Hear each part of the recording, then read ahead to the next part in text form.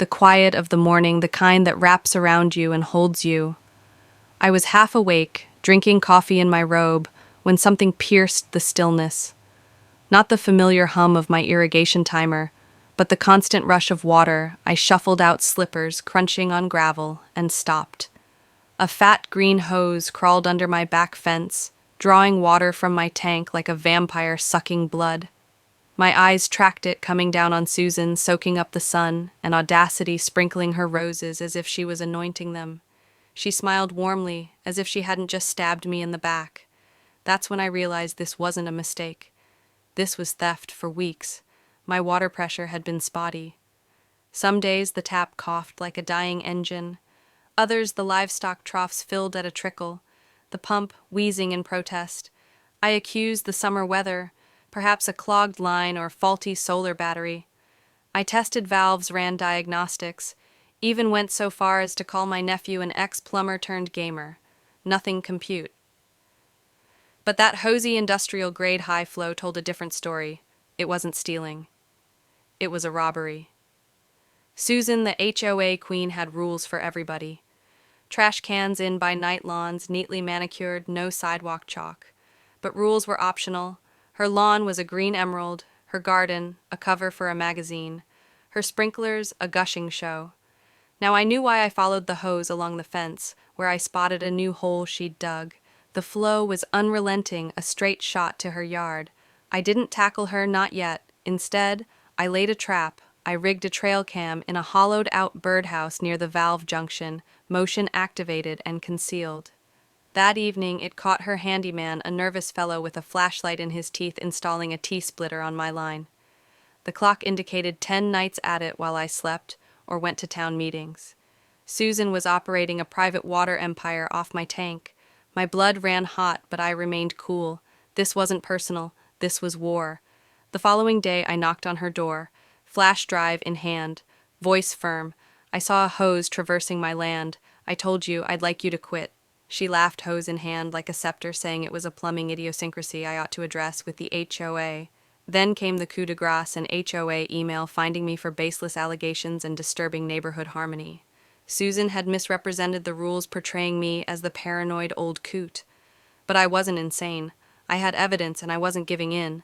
I bashed the hardware store, purchasing a cut-off valve, a pressure regulator, and a sign private water supply monitored. Then I called Mike, a county utilities buddy, who owed me for a barn roof repair. He dug into the records and dropped a bombshell 15 years ago during a drought. I'd let my well serve as an HOA emergency overflow, but the contract expired 6 years back. Susan wasn't just stealing from mesh, was tapping a line that fed half the street, blaming city issues, while her supporters commended her luscious lawn. If I closed the valve, her kingdom would wither, and so would her support sprinklers. I chose to do just that. I made stronger coffee. The following morning, teasing Susan's sprinklers at my ration buckets. My animals sipped from pails. I mouthwashed with bottled water. Her garden flourished as my ground languished.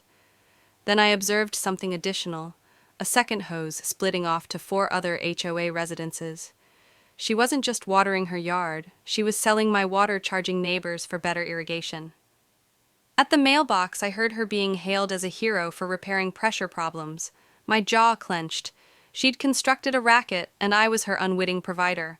I called Mike again, laying out the hoses footage. "An old contract she's trespassing," he said, "and irresponsible.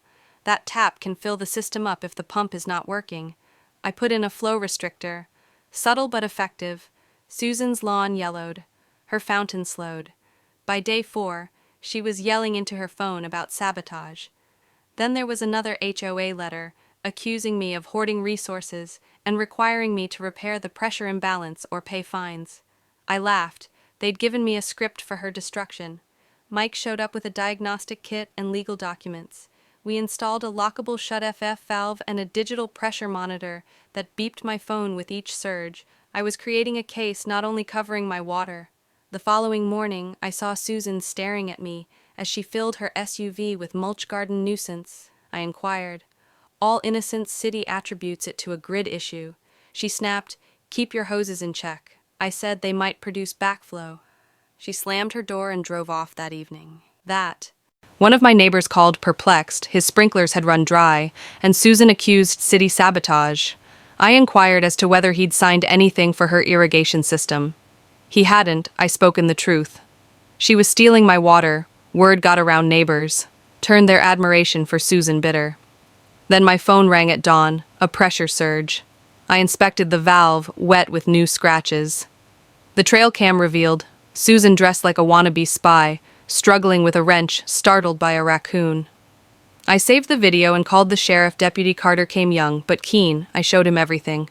Footage scratches, Mike's documents, HOA letters. Bending utilities without a license is a serious offense, he averred, reporting. You're allowing her dig herself a grave. The following day, the restrictor strangled her illicit feed.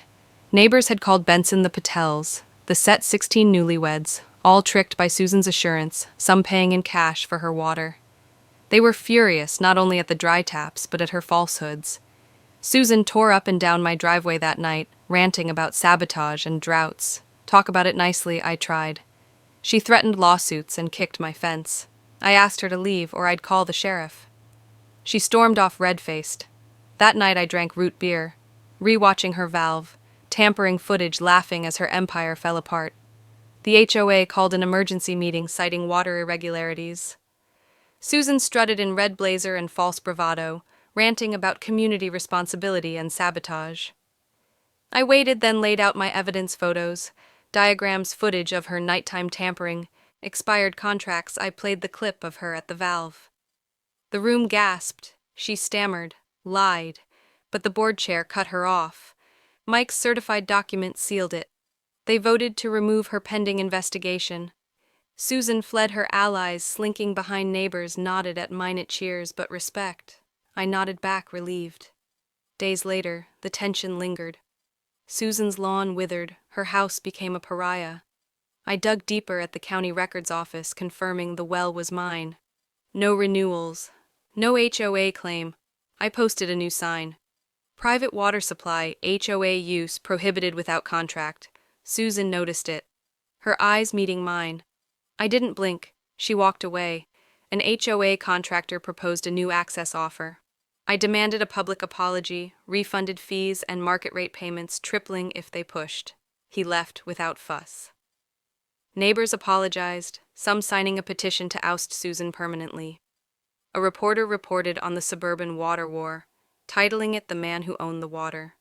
Susan disappeared for days, reappearing worn down, her ego deflated. The board removed her, voting her out for good, examining her fund abuse.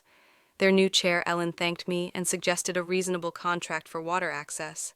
I consented to a trial with flow meters, inspections, and funding for community gardens. Neighbors thanked me with pie and fence repairs. The air lightened. One morning, Susan approached, eyes down. I was wrong, she whispered. I went too far. I nodded. It's about fixing what's broken, I told her. She departed silently. I made her apology a secret. The garden flowered tomatoes, sunflowers watered by my tank overflow. Ellen's board was transparent. The community recovered. The county provided a drought access deal on my terms. I testified at an HOA ballot on resource management, calling for fairness rather than greed. The system altered. No more Susans. She sat on her porch. No ill will, only understanding. The garden prospered. Children painted signs, and a plaque honored me guard of the source. Under the stars, the tank remained still, its water shared, not stolen. I'd won peace, trust in a community rebuilt not merely over water but over boundaries.